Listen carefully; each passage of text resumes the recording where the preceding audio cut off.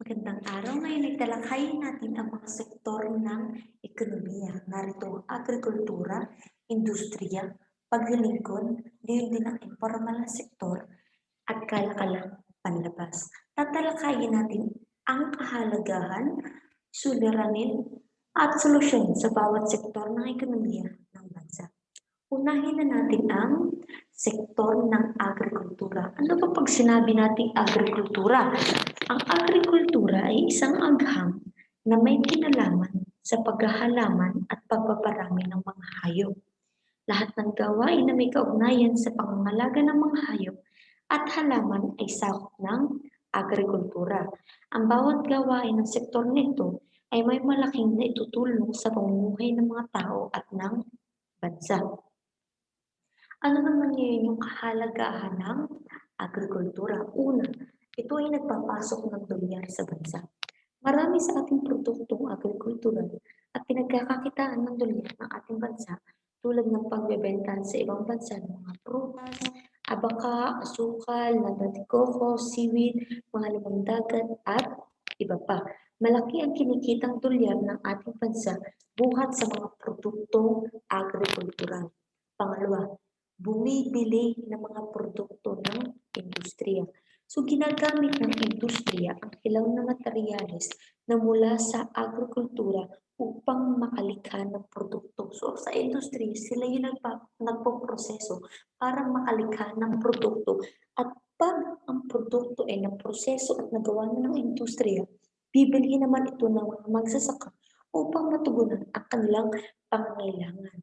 Ang kinita ng agrikultura sa pagsusupply ng mga hilaw na materyales ay ginagamit na pambili ng mga produkto ng industriya tulad ng pataba, pamatay, peste, makinarya at iba pa. Pangatlo, nagbibigay ito ng hanap buhay.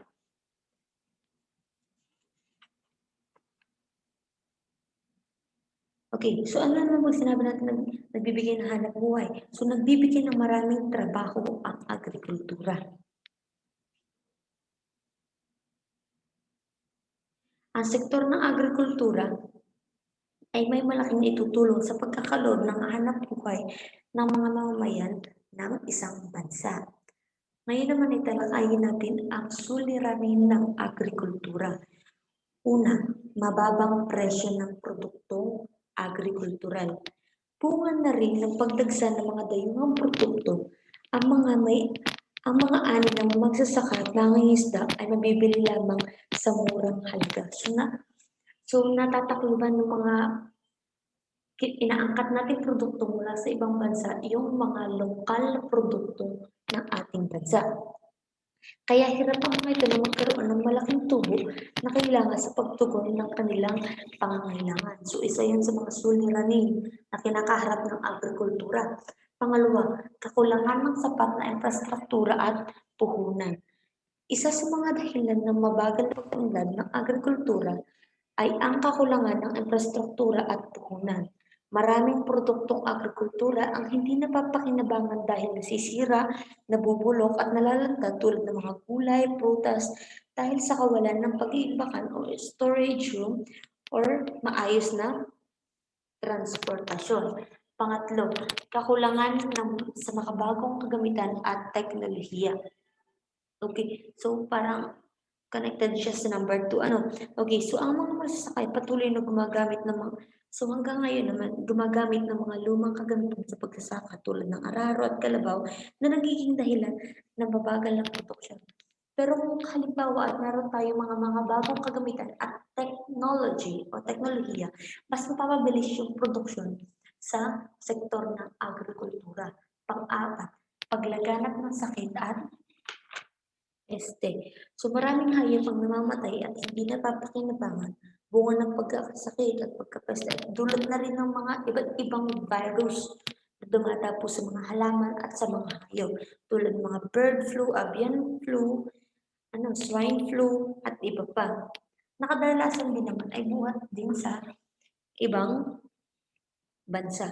Ang pagkamatay ng mga hayop, isda at halaman ay nagiging dahilan ng pagkalugi at paghihirap ng mga magsasaka at mangingisda. Panglima, pagdagsa ng dayuhang produkto. Siyempre, pag patuloy na dumarating yung mga produkto mula sa ibang bansa, natatakluban yung lokal na produkto natin. So ibig sabihin, so isa yun sa suliranin kasi walang kumukonsumo ng lokal na produkto or mga product ng ating mga magsasaka. So isa yun sa mga suliranin. Pang-anim, implementasyon ng tunay na reforma ng lupa. Matagal ng pangarap ng mga magsasaka na magkaroon ng sariling lupang sasakahin. Napakaraming batas ang inaprubahan ukol sa mga reforma sa lupa, ngunit hanggang ngayon ay hindi madama ng mga magsasaka ang pagkapatupad ng tunay na reforma ng lupa. Yan. Ngayon naman italakayin natin yung mga solusyon sa mga suliranin na nabanggit natin kanina sa sektor ng agrikultura. So narito, 1. Tunay na pagpapatupad ng reforma sa lupa. Pangalawa, pagtatakda ng tamang presyo sa mga produktong agrikultura. Pangatlo, pagbibigay ng subsidy sa maliliit na magsasaka. Ano ba yung sinasabi natin subsidy? So ito ay tulong ng gobyerno o ng pamahalaan sa mga magsasaka. Okay, pang-apat, pagtatayo ng imbakan, irigasyon, tulay at kalsada para sa maayos na pagdadala ng mga produkto at hindi sa pag-iimpakan ng mga produkto. Pang-lima, pagbibigay ng impormasyon at pagtuturo sa mga magsasaka ukol sa paggamit ng makabagong teknolohiya. So pag halimbawa nga naman ang isang magsasaka ay knowledgeable enough sa paggamit ng makabagong teknolohiya, mas mapapadali yung production, yung proseso ng production. Pang-anim, ang pagtatatag ng kooperatiba at mga bangko lokal. Pang-pito, ang paghihigpit sa mga dayuhang produktong agrikultural na pumasok sa bansa or sabihin na natin paglilimita sa bilang ng produktong agrikultural na mula sa ibang bansa. Ngayon naman italakayin naman natin yung pangalawang sektor, which is sektor ng industriya. Okay. Sektor ng industriya. So ano po pag sinabi natin industriya? Lagi natin naririnig yan. So ang industriya ay kumakatawan sa sekundaryang sektor ng bansa. Ito ay may kinalaman sa paglikha ng mga industrial goods na kailangan ng ekonomiya. Lahat ng bansa ay pinauunlad ang industriya dahil maraming produkto at serbisyo ang kailangan ng bansa na nagbubuhat sa sektor na ito. Ang industriya ay sumasaklaw sa lahat ng uri ng pagawaan na naitayo sa isang ekonomiya. Ngayon naman ay kahalagahan ng industriya. Talakayin natin ang kahalagahan ng industriya. Una, kumikita ng dolyar. Okay, so same lang with sektor ng agrikultura. So kumikita ng dolyar. Hindi lamang ang produktong agrikultural ang ipagbibili sa ibang bansa upang makapagpasok ng dolyar, kundi maging ang produkto ng industriya. Malaki ang ambag ng produktong electronics, semiconductor at mga textile na kita ng bansa mula sa pag-export. Yan. Pangalawa, nakagagamit ng makabagong teknolohiya.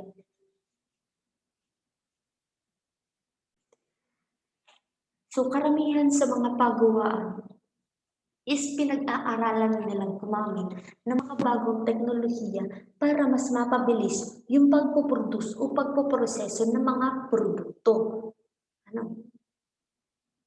Next is nagbibigay ng hanap buhay, of course. 4 is nagpoproseso ng mga hilaw na materyales na mula sa sektor ng agrikultural. Pang-5 ay nagsusupply ng mga yaring produkto. Okay, so ano naman yung mga problema o suliranin na kinakaharap ng industriya? Una, pagpasok ng mga dayuhang kumpanya at industriya. So katulad lang din sa sektor ng agrikultural. Kung halimbawa at patuloy ang pagdagsa ng mga dayuhang produkto or kahit company dito sila nagtatayo, so naapektuhan yung industriya na lokal. Pangalawa is kawalan ng sapat na puhunan. So ano naman yung kawalan ng sapat na puhunan? Okay, so alam naman natin na anumang negosyo na pinasok ay kailangan ang sapat na puhunan. Ang ating mga industriya ay nahihirapang umunlad dahil wala itong kakayahan na palawakin ang negosyo at industriya. Kulang ang pambili ng mga malalaking planta at makinarya na kailangan upang mabilis ang produksyon ng industriya. Pangatlo, hindi ang proyekto ng pamahalaan. May mga proyekto ang pamahalaan na hindi napapakinabangan ng industriya kaya nasasayang ang pondo na ginamit sa mundo. Ang mga proyekto na isinasagawa ng pamahalaan na hindi angkop sa pangangailangan ng sektor ay tinatawag na White Elephant Project. Ang pagbili ng hindi angkop na sa teknolohiya ng industriya ay pagtatayo ng mga bagong pamilihan na hindi ginagamit. Yan. Next is kakulangan ng suporta at proteksyon ng pamahalaan. Okay, so kakulangan ng suliranin kahit anong sektor. Panglima ay pagiging import dependent ng mga industriya. Ang kinikitang dolyar sa pag-export ng mga produktong industriyan ay nagagamit din sa pagbili ng mga dayuhang produkto mula sa ibang bansa dahil kailangan ng mga ito ng ating industriya upang umunlad. Okay, so ano naman yung mga solusyon sa mga suliranin na nabanggit natin kanina? Una, pagkakaloob ng pautang sa mga lokal na negosyante. Okay, so kung halimbawa, syempre panagdag din sa kanilang puhunan. Pag meron silang mga puhunan, makaka-afford silang bumili ng mga planta o mga makabagong technology or mga makinarya para mas mapabilis yung pagproseso ng mga produkto. Pangalawa, pagbibigay ng subsidy at insentive ng maliliit na kumpanya. Okay, so sinabi ko na yung subsidy, yun ay mula sa gobyerno o pamahalaan. Pangatlo, pagbibigay ng prioridad sa pangangailangan ng industriya. Pang-apat, paglinang sa yaman ng bansa.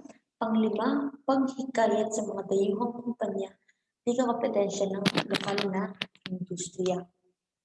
Next, ngayon naman italakayin natin yung sektor ng paglilingkod. Yan, sa mga manggagawa. So ano naman yung kahalagahan ng sektor ng paglilingkod? Una, tinitiyak na nakakarating sa mga namimili ang mga produkto mula sa sakahan o paggawaan. So mula sa agrikultura at industriya.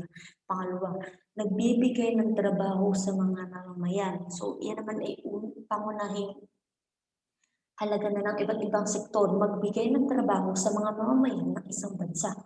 Pangatlo, tinitiyak ang maayos na pag-iimbak at titinda ng alakan at iba pa. Pang-apat, of course, nagpapataas ng GDP o Gross Domestic Product ng isang bansa. And 5, nagpapasok ng dolyar sa bansa. Ngayon naman ay talakayin natin yung mga suliranin o mga problema na kinakaharap ngayon sa sektor ng paglilingkod. Una, contractualization. Ang isang manggagawa ay nakatali sa kontrata na mayroon siyang trabaho sa loob ng ilang buwan lamang. So, yun yung suliranin. Pangalawa, brain drain. Pagkaubos ng mga manggagawa patungo sa ibang bansa. Pangatlo, mababang pasahod at pagkakait ng mga benepisyo sa mga manggagawa. Ngayon naman ay dumako naman tayo sa mga kalakalang panlabas. So anong pag sinabi natin kalakalang panlabas? Ang kalakalang panlabas ay tumutukoy sa palitan ng produkto at serbisyo sa pagitan ng mga bansa. Hindi matatagpuan sa isang bansa ang lahat ng kakailanganin nito. Kaya of course, kailangan ng kalakalan o ugnayan sa ibang bansa upang makakuha ng mga produkto na wala sa ating bansa. Okay, so ano nandito yung tinatawag na export or paglalawas, pagpapadala ng mga produkto at serbisyo sa ibang bansa, export. Next, import, pagbili ng kalakal mula sa ibang bansa. Export, pagpapadala ng produkto mula sa iyong bansa patungo sa ibang bansa. Import, pagbili ng kalakal mula sa ibang bansa patungo sa iyong bansa. Okay, so ano na yung mga dahilan ng kalakalang panlabas? So una, pagkakaiba sa teknolohiya. Pangalawa, pagkakaiba sa pinagkukunan. Pangatlo, pagkakaiba sa panlasa. Pang-apat, pagkakaiba sa halaga ng produksyon. O pwede na rin pagkakaiba sa halaga ng produkto. Ano naman yung mga patakarang umaapekto sa kalakalang panlabas? Okay, so ang taripa ay buwis ng mga produktong inaangkat. Maaaring ipinapataw ito upang makalikon ng karagdagang pondo ang gobyerno, ngunit kadalasan nakakapagpataas ito ng presyo at nakakapagpabawa ng benta ng inaangkat na produkto. Pangalawa, ang kota. Maaaring kotahan ang pagpasok ng mga kakalahatang produkto. Halimbawa, kung gusto ng gobyerno pangalagaan ang lokal na industriya ng sapatos laban sa mga sapatos na mula sa ibang bansa katulad ng Italy, maaaring kotahan ng gobyerno ang mga sapatos na galing sa Italy. Maaaring iutos nito na huwag papasukin sa bansa ang sobra sa 100,000 pares na sapatos mula sa Italy. So, pwede yun. Next is yung subsidy. Ito ay tulong na ibinibigay ng gobyerno upang bumaba ang halaga ng produksyon ng mga lokal na produkto. Halimbawa, kung gusto ng gobyerno tulungan ang industriya ng sapatos, maaari nitong babaan ng mga buwis sa mga lokal na sapatos at bigyan ng producer ng sapatos ng maluwag na kredito.